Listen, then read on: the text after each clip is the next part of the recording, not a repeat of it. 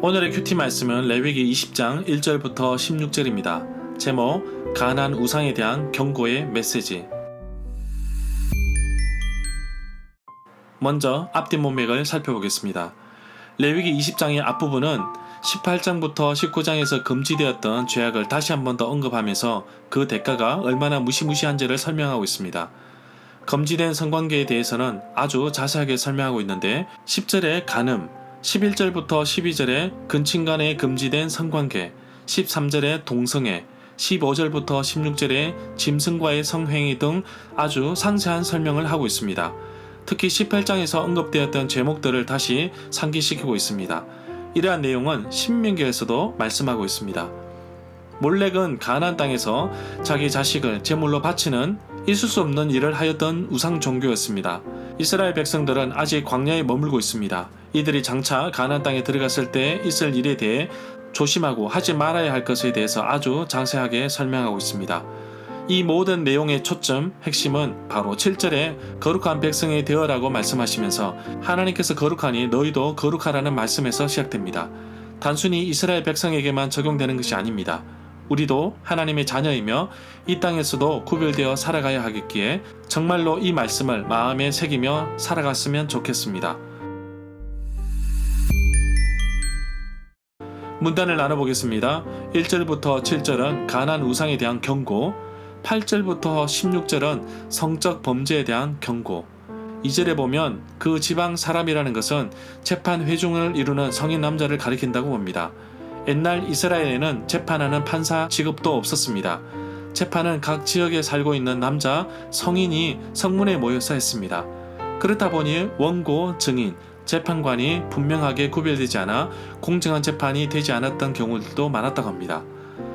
2절과 3절에서 몰렉이라는 말이 나오는데 고대 가나안 주민들이 섬기는 신 중의 하나로서 그를 예배하는데 어린이를 희생제물로 바치는 일 때문에 이스라엘 사람들은 몰렉을 특별히 무섭게 여겼습니다.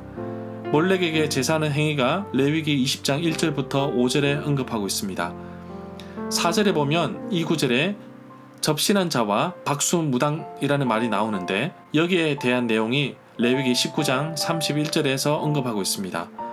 4절에서 그의 백성 중에서 끊어지리라고 했는데 레위기 7장 20절에 자기 백성 중에서 끊어질 것이오 라는 말이 나옵니다.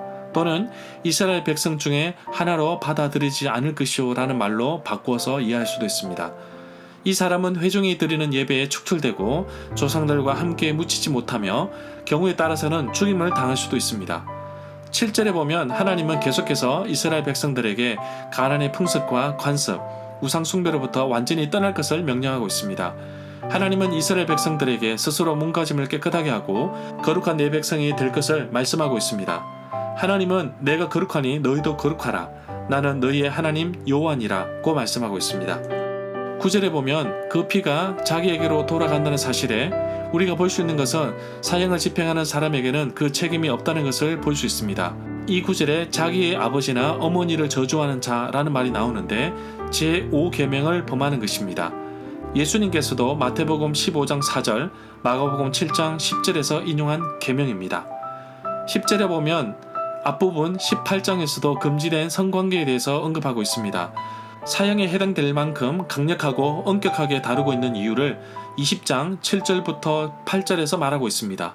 바로 하나님은 거룩하시니 그의 백성들도 거룩한 사람이 되어야 한다는 것입니다.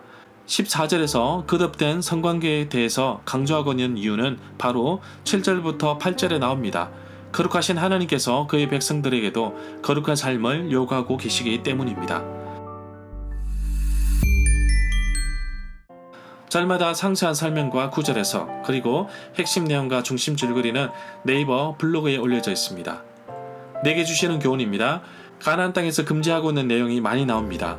오늘날에는 스마트폰으로 무분별하게 온갖 음란물이 요가되지 않고 청소년들에게 보이고 있는 것이 사실이며 전파되는 속도 역시 과거보다 더 빠르게 확산되는 것을 볼 수 있습니다. 하나님께서 거룩하라고 말씀하시는 것을 되새기며 세상에 더럽고 추하고 음란한 것은 아예 접근조차 하지 말고 끊어버리도록 해야 할 것입니다. 내 안에 죄가 가득하지 않고 성령으로 가득 차 있는지 나 자신을 하나님 앞에 드리고 거룩한 삶을 향하여 발버둥 치며 살아가기를 원합니다. 유혹이 내게 올 수 있습니다. 그러나 그 유혹이 나의 의지와 반응하게 되면 죄가 되어버립니다. 애초에 차단하거나 그 자리에 있지 않든가 아니면 철저하게 말씀 속에 살든지 나 자신의 현 위치를 실시간 업데이트하여서 내가 어떻게 살고 있는지 정확히 보는 눈이 필요합니다. 다음 세대인 청소년들은 한국교회를 이끌어갈 일꾼들입니다. 우리 아이들의 믿음이 잘 성장할 수 있도록 기도해 주시기를 원합니다. 이들이 음란하고 추하고 더러운 문화 속에 빠져들지 않도록 성령 하나님께서 분별의 지혜를 주시고 어른들은 올바른 길을 제시하며 믿음의 길을 갈 수 있도록 잘 안내하는 믿음의 선배들이 되었으면 좋겠습니다. 오늘도 우리 공동체가 주 안에서 건강하고 거룩한 삶을 살며 지켜나가는 하루가 되기를 간절히 소망합니다.